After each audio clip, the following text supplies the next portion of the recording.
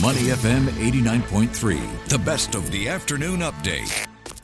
Money FM 89.3. Now, some new data released by the Urban Redevelopment Authority today. URA's flash estimates showing private residential prices rising more slowly in the first quarter of this year, increasing 0.6% over the previous 3 months. Now, this follows a 2.3% jump in Q4 last year and a 3.9% rise for the whole of 2024. Sales volume fell 15% in the first quarter to over 6,000 from 7,433 in the previous quarter.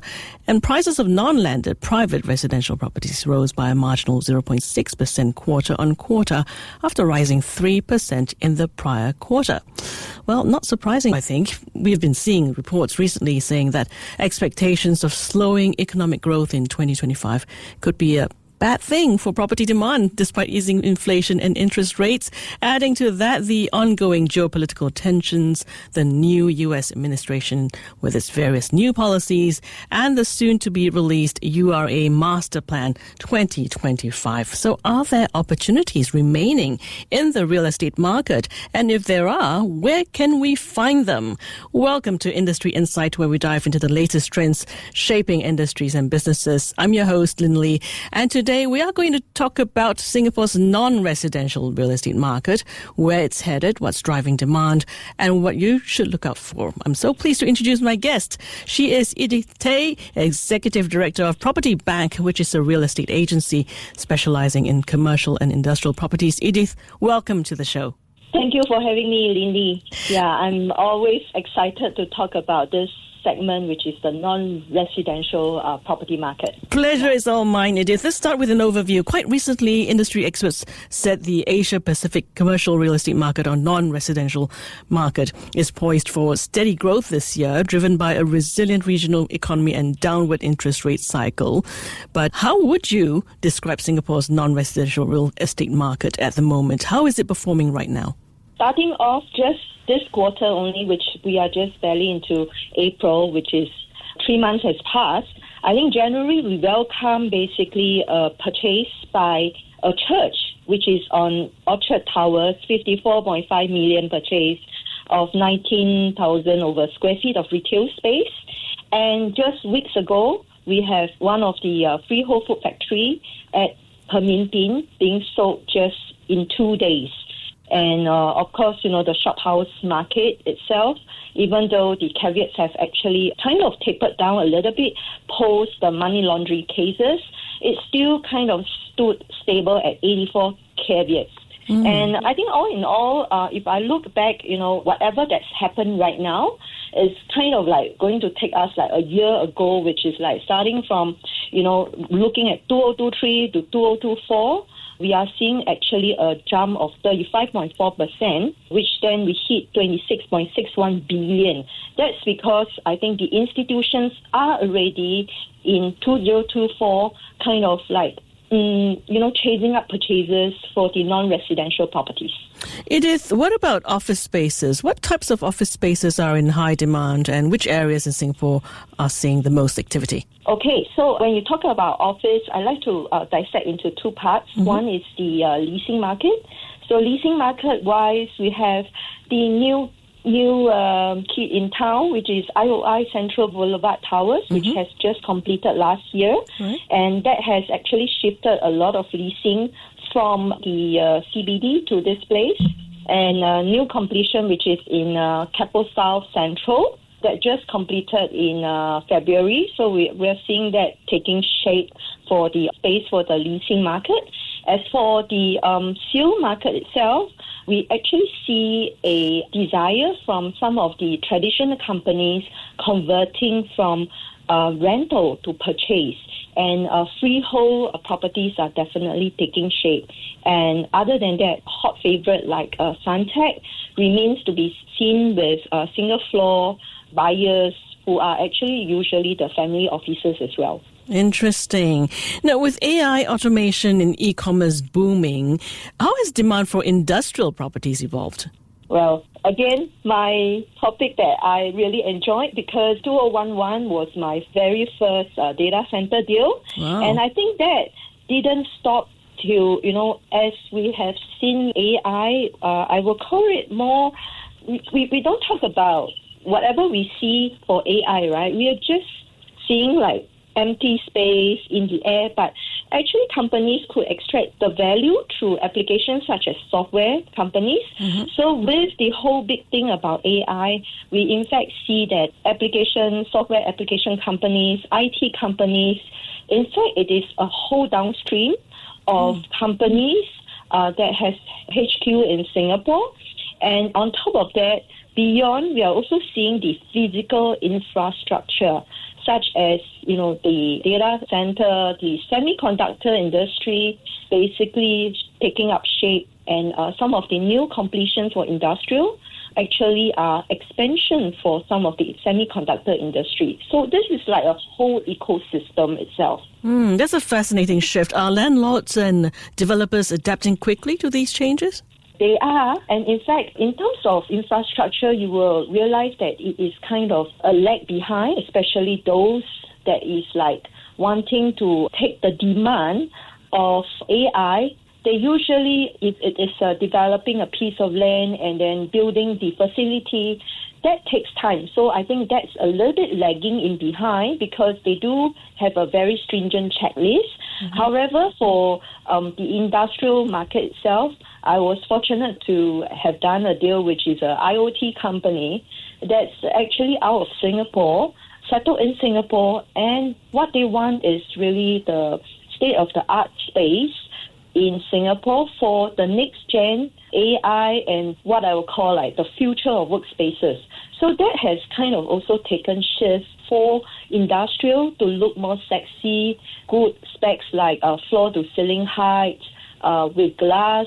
So it's kind of very campus-like kind of building.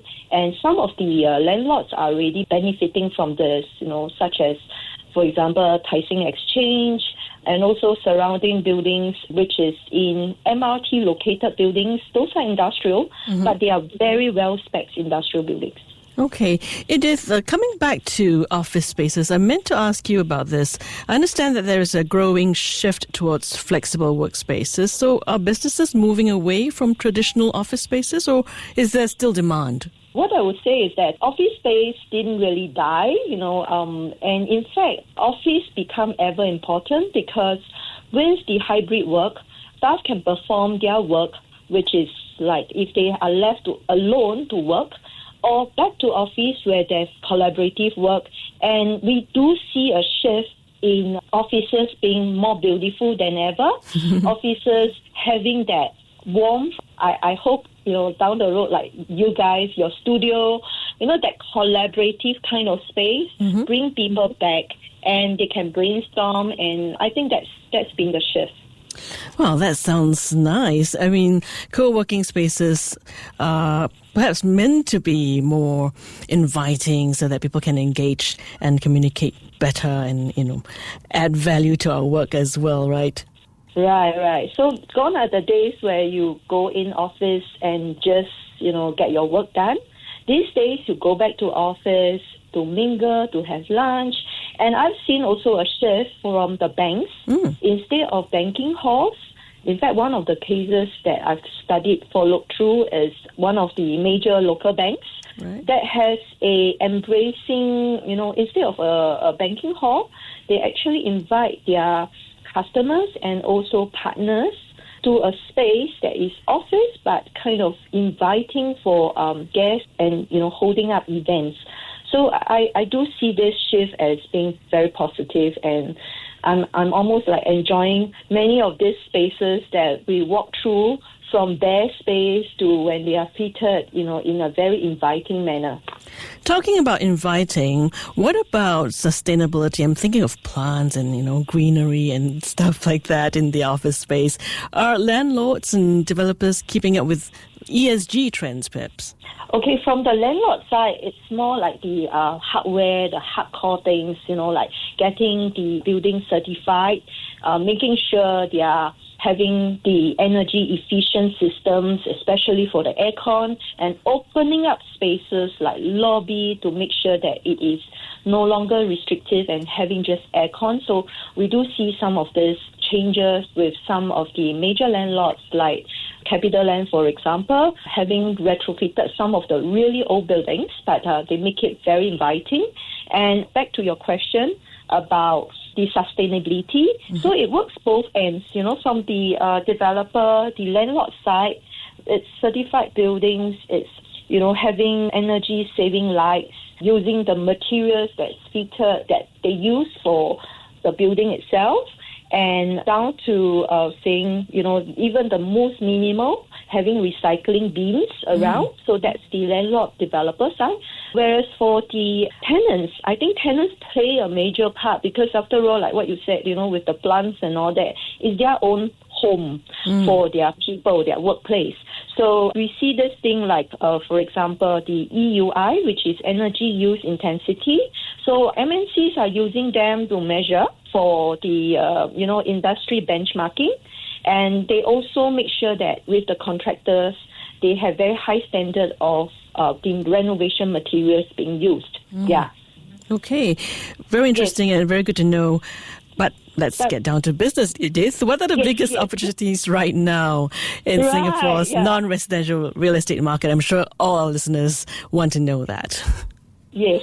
So I think where we discussed just now about the trends and the changes, for the corporations, I think that kind of filtered down to individual investors, for example, from buying residential, then subsequently, hey, what else can I do, with ABSD, which is very hefty if I continue to buy more homes, assuming I have a lot more money.